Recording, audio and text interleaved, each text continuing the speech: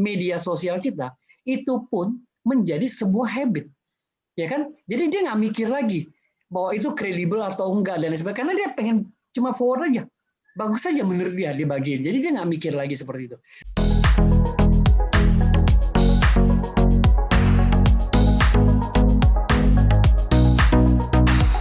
Kalau dipikir-pikir, Bro Daniel, aku sempat mendengar satu hoax ya, yang ini, aduh, aku geleng-geleng kepala sih ya.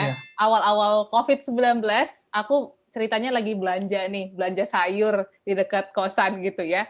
Terus si bapak penjualnya itu lagi rame ibu-ibu. Terus tiba-tiba dia bilang, iya pakai masker, tapi kalau misalnya udah ada gejala-gejala, boleh tuh tetesin 3 tetes minyak kayu putih ke tenggorokan.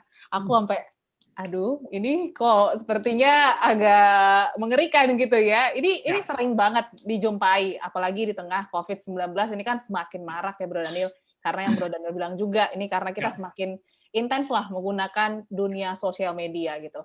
Tapi emang Bro Daniel melihatkah pergerakan hoax itu semakin kesini tuh semakin tidak tersaring dan tidak terbendung lagi atau seperti apa Bro Daniel? Karena gini, Audrey, smart listener, ketika kita lihat pergerakan itu ya, saya kategori ada 2 pergerakan. Satu pergerakan tuh kepentingannya nggak jelas, kayak gitu. Ya kan? Kepentingannya nggak jelas, sehingga itu kayak seneng aja orang kalau bagiin konten gitu. Apalagi gitu kan, jadi creating content seperti itu. Tidak semua orang sadar sebelum absorpsi sebuah berita, sebaiknya harus terbangun dulu atau dicerna dulu nih, apakah sumbernya kredibel atau enggak. Nah, mungkin karena belum semua orang punya edukasi yang baik ya Pak, dia bilang gitu. Nah, saya menjawab gini, kita nggak bicara orang edukasi dulu, saya bicara tentang bahwa ini habit. Ketika kita main forward, main kirim tuh habit, Audrey. Jadi kalau kita terbiasa ini kirim gitu ya, ini terbiasa kita delete gitu, itu kebiasaan. Itu kalau di otak itu tuh ada satu bagian kecil namanya amigdala, itu kita berkontrol 40.000 lebih cepat dari reaksi kita. Contoh kita mandi. Kan udah tahu letak sabun di mana dan sebagainya kan. Kan kita nggak perlu lagi kan sampai merem juga kita tahu ambil sabunnya gimana. Ya kan naruh di kepalanya menyampo juga itu udah lakukan. Nah, itu dikerjakan oleh siapa? Oleh si amigdala tadi. Kenapa? Karena sebuah rutinitas. Nah, sama ketika kita bergaul dengan smartphone kita, media sosial kita, itu pun menjadi sebuah habit. Ya kan? Jadi dia nggak mikir lagi bahwa itu kredibel atau enggak dan sebagainya. Karena dia pengen cuma forward aja. Bagus saja menurut dia dibagiin. Jadi dia nggak mikir lagi seperti itu. Dan biasanya itu tidak saya kaitkan dengan yang namanya literasi digital. Oke? Golongan yang kedua adalah sebenarnya diharapkan bahwa seseorang ketika dia tahu persis ini apa lalu disebar, kenapa kan bagus nih. Wah, gila, ini beritanya cukup heboh nih seperti itu. Lalu dia kirim. Nah, itu sebenarnya literasi digitalnya kurang. Informasi yang punya juga kurang. Seperti tadi contohnya Audrey, katakan bahwa diteteskan minyak kayu putih ke tenggorokan. Sebenarnya berita itu mungkin ada benarnya, Audrey. Karena buat orang tertentu, karena literasinya kecil, dia pikir itu membantu. Tapi buat seseorang yang literasinya tinggi, dari kedokteran misalnya, ya ekstrim nih, itu udah nggak mungkin seperti itu, gitu kan? Kenapa? Nah, kita bicara tentang teman-teman kita di desa, teman-teman kita yang punya informasi kurang dan lain sebagainya. Mereka akan melakukan sesuatu apa adanya. Ternyata it's work, bekerja dengan baik misalnya kayak gitu kan. Lalu dia coba nulis menjadi sebuah konten, lalu disampaikan. Nah, konten itu begitu sampai di kita nggak mungkin. Kenapa? Karena Audrey literasi digitalnya bagus. Ya kan, masa minyak kayu putih bisa menyembuhkan gitu kan, seperti itu. Nah, kadang-kadang gini juga Audrey, contoh, kenapa sih orang mau ngantri gitu ya untuk mengikuti sebuah investasi? Padahal kita tahu bunganya sampai sebesar itu. Nah, itu kenapa? Karena literasinya kecil, rendah. Dia tidak tahu bahwa nggak mau bank tuh literasi bunganya berapa sih? Mereka nggak bisa bandingin gitu. Tapi buat Audrey yang tahu bunga bank berapa, ketika orang menjanjikan sekian puluh %, tadi pasti bohong. Ya kan? Tapi buat orang tertentu enggak. Kenapa? Dia bilang, wah asik nih, bisa 20%, 30% kan langsung dia ikut. Nah, dia literasinya rendah sekali, sehingga dia melakukan sebuah aksi menurut pola pikirnya aja. Nah, di sini literasi seseorang secara digital untuk mendapatkan informasi itu harusnya nggak boleh dibatasi. Makanya saya sering campaign, terutama teman-teman di kantor gitu ya, anak-anak SMK, mereka yang masih muda, begitu tanya, aduh aku nggak tahu, jangan sampai aku tidak tahu jawabannya. Ya kan? Karena kita pernah bahas, Toby aja akan nanya kepada Mr. Google kan? Yes. Kita mesti ngapain, Audrey, smart listener? Yang harus kita lakukan adalah kita sering baca. Baca apa? Baca informasi yang penting. Saringan kita sendiri menjadi sebuah saringan aja nggak kredibel gitu, nggak mampu menyaring. Jadi kita nggak tahu seperti itu. Jadi tingkat literasi digital kita harus segera kita tingkatkan. Nah, menariknya Audrey, smart listener, bahwa orang Indonesia itu malas baca. Ya. Malas baca gitu. Kan malas untuk cari tahu sesuatu yang penting atau enggak untuk tahu gitu. Malas sekali orang Indonesia. Bahkan kita dikategorikan kita di angka paling bawah. Ya, urutan kedua paling dari bawah. Seperti itu.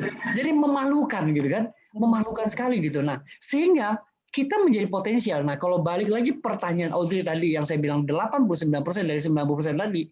Kenapa? Yaitu karena potensi kita adalah konsumtif. Ya, saya bilang konsumtif itu tidak bicara belanja aja. Konsumtif itu bicara tentang kita main terima aja semuanya, kita telan. Tanpa kita saring lagi seperti itu, Audrey. Nah, ini yang sangat-sangat bahaya bagi kita ketika kita bicara hoax. Hoax itu apa sih? Hoax itu analoginya apa yang saya create supaya kita ingat apa yang kita lakukan terhadap hoax tadi. Sekalipun literasi kita rendah, sekalipun kita tidak punya literasi, bukan berarti saya mengizinkan di era digital saat ini kita nggak banyak baca. Justru di era digital pada saat ini, kemudahan kita untuk mendapatkan informasi udah semakin mudah. Jadi kalau kita tidak manfaatkan Audrey smart listener, kita akan menjadi orang manusia yang paling bodoh di dunia dan paling mudah diperalat sama orang lain. Sehingga kita menjadi budak-budak informasi, budak-budak bagi mereka yang meng-create hoax untuk kepentingan mereka. Sehingga kita menjadi makanan empuk. Kita tuh kayak jalur tol empuk buat mereka untuk menyampaikan itu. Nah, malam hari ini, teman-teman, smart listener, Audrey termasuk saya mengingatkan kembali bahwa kita tuh bisa coba untuk memberhentikan itu melalui aksinya kita, Audrey. Itu, Audrey. Oke. Dan kan seperti yang kita tahu ya Bro Daniel, semakin kesini kan hoax tuh semakin tidak terbendung ya. Berita yang fakta dan juga hoax itu berdampingan. Jadi kita padahal selisih itu cuman apa ya, mungkin kata kerjanya aja gitu kan. Jadi kita harus benar-benar teliti dan cerdas. Mungkin Bro Daniel boleh sharing ke kita nih, ketika kita dapat informasi, apa aja yang harus kita perhatikan supaya kita bisa definisiin, oh ini ternyata salah, oh ini ternyata benar gitu. Oke. Satu, yang paling penting adalah dari siapa kamu dapat berita itu? Sumber, oke. Ya, dari siapa? Kalau tidak jelas sumbernya, ya kan, nggak usah diterusin. Kamu boleh baca, tapi kalau nggak jelas sumbernya, jangan diterusin. Karena penting, pertama kali dapat sumbernya. Kalau suka bilang grup sebelah, ya kan, ya udah berhenti tangan kita, selesai. Kenapa? Gini teman-teman, smart listener, kenapa saya bilang teman-teman gitu ya? Karena saya pengen menjadi sebuah kegiatan kita gitu, smart listener. Ketika kita berhentikan informasi apapun ya, informasi apapun, itu sebenarnya ketika kita berhentikan, lebih banyak manfaatnya daripada kita teruskan. Ingat, di era informasi saat ini. Kenapa? Karena kemungkinan ketika saya berhenti tidak memberitahu Audrey akan dapat dari orang lain. Seperti itu. Ya kan? Jadi kemungkinan besarnya gini, kemungkinan besar ketika saya berhentikan informasi itu, Audrey nggak dapat, itu lebih baik dibanding dengan saya teruskan. Karena saya membantu untuk merusak. Ya kan? Nah, seandainya informasi itu katakanlah benar gitu ya. Katakanlah benar misalnya. Contoh kemarin. Jadi waktu saya dapat cerita yang tentang anak kecil itu, saya nggak ngeh. Tapi karena saya tahu ini habis di forward, jadi saya seperti itu kan. Lalu saya bilang sama istri saya gitu, bener Mam, itu ada anak kecil yang selamat. Enggak, itu mati semua. Saya nonton TV. Nah, teman-teman, smart listener, sumber informasi yang paling bisa dipercaya dari mana? Dari TV. Tapi ditonton sampai selesai ya beritanya ya, jangan setengah. Ya, jangan setengah, jangan headline-nya doang nih. Ya kan? Nah, yang kedua dari radio. Oke. Yang kedua dari radio. Karena radio mereka mempertanggungjawabkan semua yang mereka siarkan, mereka sampaikan itu melalui saringan-saringan. Nah, kalau mau dapat literasi digital, informasi yang paling banyak dari mana? Smart FM. Oke. Teman-teman bisa belajar apa aja. Ya. Iya. Bisa belajar apa aja. Dan saya meyakinkan dengan waktu yang Smart Listener punya, teman-teman akan belajar banyak banget. Dan tentunya jadi bisa menyaring, oh si A, si B, jadi tahu siapa orangnya dan sebagainya kan, oh dibawa kemana dan sebagainya seperti itu. Nah itu menjadi penting banget. Jadi pertama kali mendapatkan informasi harus tahu dari siapa dulu. Nah buat millennials yang lagi pacaran, jadi pacarku belum tentu benar ya. Belum tentu, bisa jadi hoax ya. Pacarnya ya, tanya sama pacarnya. Ini seperti nanti, itu gitu kan. Taunya nggak usah dipertanggungjawabkan kan bahaya ya Bro Daniel. Betul. Nah itu penting. Lalu kedua, informasinya ekstrim nggak? Oke. Ekstrim nggak informasinya? Nah, kalau informasi yang ekstrim, teman-teman boleh berhenti untuk cek ke yang namanya TV ataupun radio, seperti itu. Ya. Atau kalau memang susah untuk TV dan radio, coba ketik di news, gitu ya. Di website, di satu news tertentu, misalnya Detik atau apa gitu ya. Lihat beritanya ada nggak seperti itu. Jadi kita lebih baik kita melakukan sendiri, sedikit ya, effort sedikit, tapi hasilnya oke. Minimal kita tahu oh ini hoax. Jadi berhenti.